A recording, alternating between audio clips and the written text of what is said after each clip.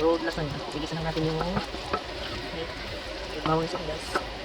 Mag-mix ako ng egg with cream cheese, parmesan cheese, and my quick melt cheese.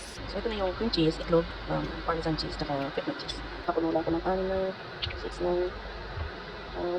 lasagna, noodles. So ito yung meat sauce. Inis ko na yung ground beef sa bawang sibuyas, and I use pasta sauce, cheese and garlic. Tapos, lalagyan natin ng cheese mixture. Just like that. And then some meat on top. Just like that. Tapos susunod natin. This. That. Now, this is how it looks like. Then, we're gonna put the remaining cheese on top. And then, the meat on top. And then, lagyan ko ulit ng quick milk on top. Isang bloke. Joke lang. And there you go. The baked lasagna.